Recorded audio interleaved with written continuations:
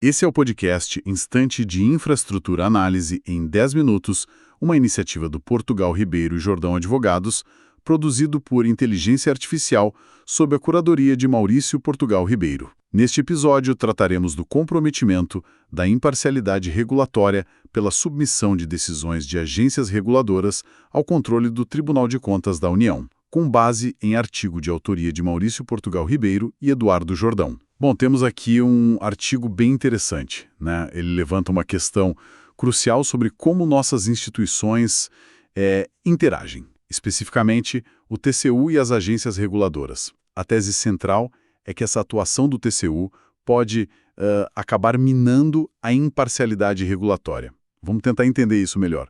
Qual era a ideia original, lá atrás, quando criaram as agências? Olha, esse é um ponto fundamental para a gente começar. O modelo original do nosso Estado regulador, ele pensou as agências como entidades, técnicas e principalmente neutras. A ideia era ter uma espécie de árbitro, independente, que ficasse ali numa posição de equilíbrio entre o governo, os usuários de serviços e as empresas reguladas, como as concessionárias. Certo.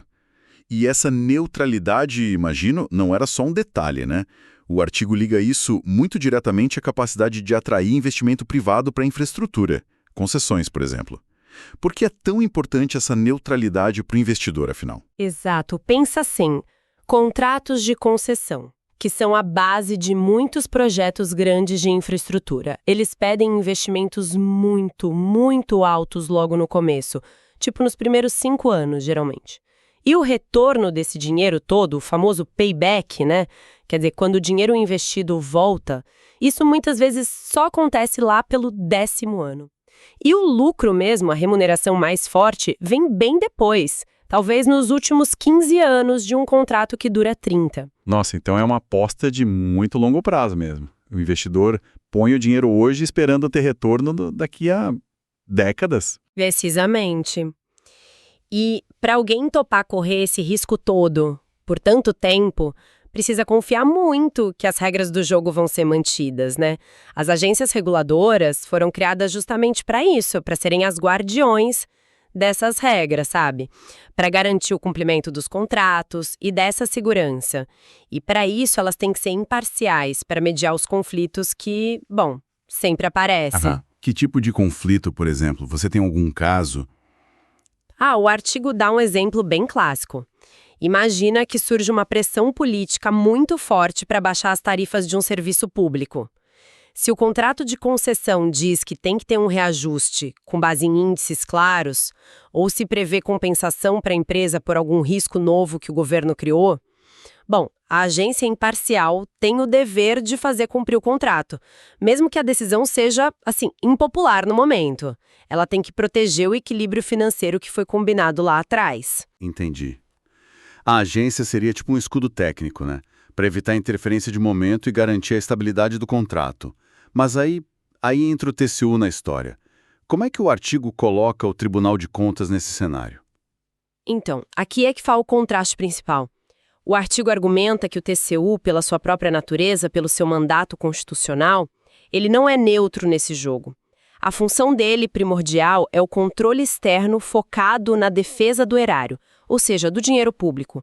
Ele age como um fiscal bem rigoroso do dinheiro do contribuinte. É uma função essencial, claro, mas é inerentemente parcial, digamos, em favor do interesse financeiro público. Faz sentido. A missão deles é proteger o cofre público. Mas onde exatamente começa o problema, o atrito com as decisões das agências sobre esses contratos de concessão? O ponto de tensão aparece quando o TCU, ao exercer esse controle, ele revisa e, não raro, acaba alterando decisões finais das agências sobre esses contratos. Aquela vocação do TCU para cuidar do erário acaba trazendo um viés para essa revisão, A preocupação principal pode deixar de ser a manutenção da imparcialidade, do equilíbrio do contrato, que é o que atrai o investimento, e passar a ser a busca por economia. Economia para o governo, para os cofres públicos, talvez até para o usuário final. E o artigo indica que isso acontece mesmo, não é só uma teoria. Correto. Os autores até mencionam que o próprio TCU muitas vezes destaca nos seus relatórios, na sua comunicação, a economia que ele gerou para o erário atuando nessas áreas. Isso meio que reforça a ideia de que a ótica principal ali é, de fato, a da economia de recurso público. E na prática, quais são as consequências dessa dinâmica, segundo a análise do artigo? O que acontece quando essa visão focada no dinheiro público prevalece sobre a lógica do contrato? Bom, o resultado prático que se aponta é um aumento da insegurança jurídica. As empresas começam a perceber que as regras podem mudar no meio do jogo, e não por uma renegociação clara ou pela aplicação neutra do contrato pela agência, mas por uma intervenção que está mais preocupada em minimizar custo para o lado do governo. Aquela margem de decisão técnica, a discricionariedade que era da agência para manter tudo equilibrado, né, o TILISI, pode acabar sendo usada talvez por influência ou mesmo por receio do TCU para pender a balança para o lado do poder público ou dos usuários, e não porque foi contratado com a concessionária. Então a questão não é só se o TCU tem ou não competência legal para revisar essas decisões. É mais profundo. Sim, exatamente. O artigo levanta uma questão mais de fundo, de desenho institucional mesmo. Mesmo que a gente considere que o TCU tem essa competência legal, a pergunta que fica é: ele tem as características institucionais certas para fazer isso?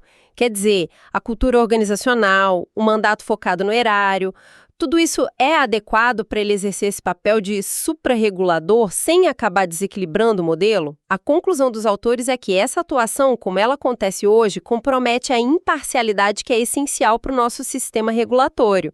Isso pode acabar afastando investimentos futuros que são tão importantes para a infraestrutura do país. Isso deixa a gente pensando, né? Como é que um sistema pode garantir ao mesmo tempo o controle do dinheiro público, que é super necessário, e a estabilidade regulatória, que é indispensável para atrair esses investimentos gigantescos que a infraestrutura precisa? Parece um equilíbrio bem delicado e talvez ainda não totalmente resolvido no nosso arranjo institucional.